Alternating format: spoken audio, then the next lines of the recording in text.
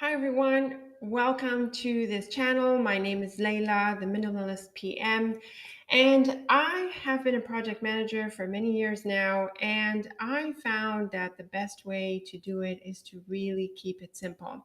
So if you're a project manager, you know there are tons of things and ideas and theories and tools that we work with. In this video, I want to talk about some prioritization matrices, and there are many of them available in the marketplace. But I wanted to go through three of them that I think are useful across different areas of your project management practice or any management that you implement in your organization. So let's get right into it. The first one is the popular Eisenhower matrix. The Eisenhower matrix is also known as Stephen Covey's matrix. So if you've read The 7 Habits of Highly Successful People by Stephen Covey, a very popular book, very excellent book, you would have probably come across this. So this simple matrix has, like any matrix, an X and Y axis. And on the y-axis, we have the level of importance, and on the x-axis, we have the level of urgency. And the way the x and y are divided is only across two factors. So urgent, not urgent, important, not important. And so when you cross these two together, you get 4 areas, and they are in order of importance here from 1 through 4. On this matrix, 1 is the most important one and 4 is the least important one. And what's interesting about this matrix is that it is not really an output that you assess, you get an action. So in the first corner of the matrix, in the top left corner, you have the do. So the urgent plus important translates into the action of do. The not urgent and important translates into the action of plan. The urgent and not important translates into delegate, and not urgent and not important eliminate. So what's practical about this matrix is that it's easy to use and it's ideal for day-to-day prioritization. You can really apply it for even higher level or more important levels, like choosing a project, although it's the next matrix that I think is more ideal for choosing a project or focusing or identifying strategic initiatives to implement. But this one here can really be used for plenty of other actions. But I think in my project management practice, I like to use it for day-to-day stuff. And even in my personal life, like I think about my to-do list and what's urgent versus what's important, and then I can define for myself what to do, plan, delegate versus eliminate. So to do, I would say, are the things you need to do yourself as a project manager or along with the project team, or you would identify someone on your team to carry out those urgent and important tasks. When your item falls in the plan box, you can plan by yourself or with the team. I think with the team makes more sense because you have the time to think through the item with your team about who needs to do it, or if the task involves other stakeholders. So you have time to think through it. So it's a good idea to involve others on your project team so that you plan things thoroughly, and that way you also get their buy-in into the plan. When it comes to delegate, you might want to select someone on your team to take it up, or if it's an item that someone on your team needs to do, then they might identify someone to delegate this item to. Maybe you can leave this up to their discretion. And it doesn't have to be within the project team. It can fall outside of the project team. So again, it depends on the item. And if you've had time to plan it earlier, then at that point you can identify whether you delegate it or not. Eliminate, that should be obvious. So anything that's not urgent and not important shouldn't exist on your to-do list to start with, whether this is on the job or really in your personal life. So this is the Eisenhower matrix for you folks, a simple, easy to do, a 4-quadrant matrix. Now let's move on to the next one. The RAG matrix, like all matrices, has an X and Y. On the X, we have value. On the Y, we have visibility. Of course, you can assign different factors, whether it's value or visibility. You can use, some people use probability and impact. so they can turn this matrix into a risk assessment matrix, which I do in the next one because it's quantified. But for now, let's focus on value and feasibility. Now, each of the X and Y here are divided into three parts: high, medium, and low. It's the same one on both. And you can see that when high crosses with high, it's high priority. Any high and medium is also high priority.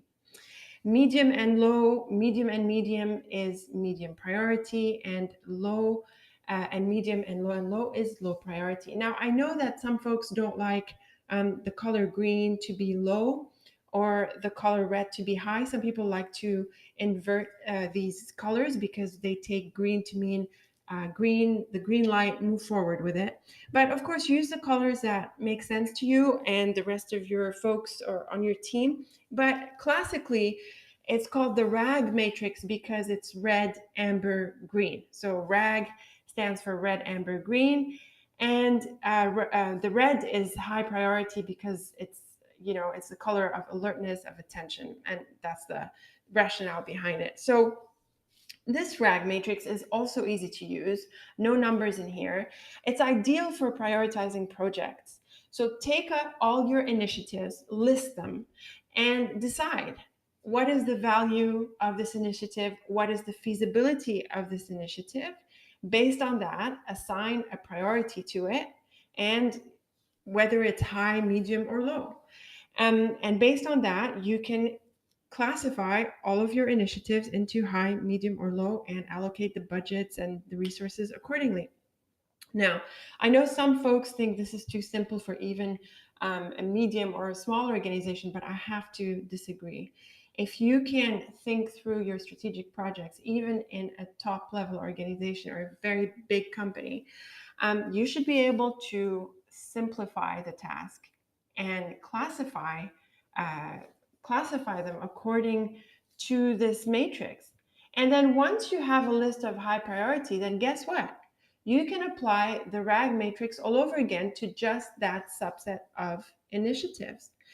Stay tuned for the booklets that I'll be producing soon so that you have practices and worksheets to think through these matrices in the context of your planning and your work, whether it's on a project or as part of an organization. So, you don't have to have a huge set. You can take a subset of projects and then run the RAG matrix all over again for this subset until you are down to whatever the number of initiatives is that your managers want to focus on, 3, 6, or whatever the budget allows for. So the idea of a high priority project is that it is high return and easy to deliver. So the value is high and the feasibility is high in the sense that it's easy to deliver. A medium priority has a medium return, and it can either be easy or hard to deliver. It doesn't necessarily matter. As long as it's hit a medium value, it becomes the next level. It's no longer a high priority. And a low priority return might be easy or not easy to deliver, but just the fact that it's low return, again, pushes it down to this level. So again, this is an easy way of ordering or prioritizing any number of items really on the job. I think it works well with strategic initiatives. Moving on to my third matrix, I've got here the weighting matrix. Now, this is the classical matrix used with risk assessment. And the reason it's typical with risk assessment is because it has numbers. Before you were able to run such a matrix, and again, stay tuned for the workbook that I'll soon note in the description, is that your projects have to be assessed in terms of 4, 3, 2, 1 and 0 to 1. So let's get into these numbers. The impact indicates the effect it has. So if a risk materializes and it has a very big negative impact, or even positive, I mean, sometimes risk is positive, but let's just talk about negative risk.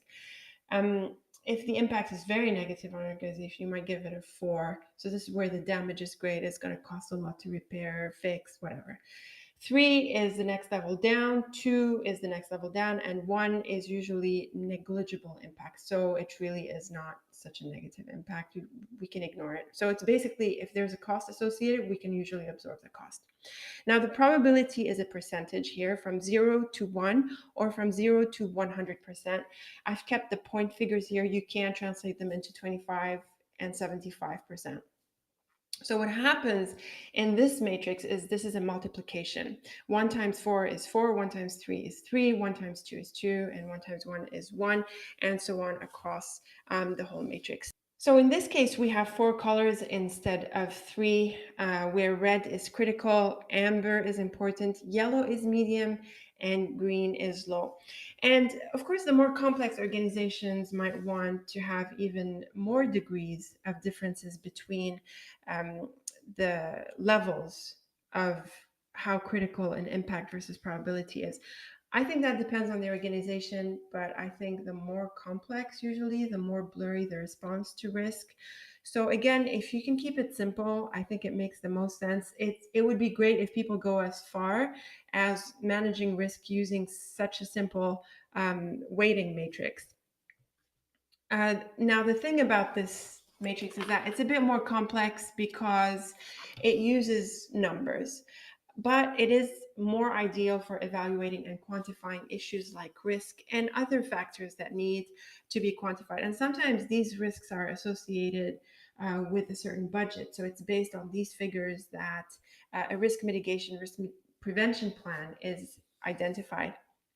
So again, critical means that risk prevention and mitigation must be fully budgeted for, whereas low, it means that risk prevention and mitigation strategy might be shelved. So we might not even account for this risk. We might ignore it, and if it happens at that point, we absorb the cost. So these are my 3 weighting matrices for you folks to consider. Let me know if you use any of them in your organization, and if you do, let me know how you use them. Again, I'll be putting together some worksheets and some booklets for you to download and implement in your organization. So stay tuned for that. In the meantime, I thank you for this. Let me know if you've enjoyed the video and if there are specific tools and techniques that you'd like us to bring up on this channel for your project management practice. So thanks again for watching, folks. I'm Leila, the Minimalist PM, and I look forward to publishing my next video.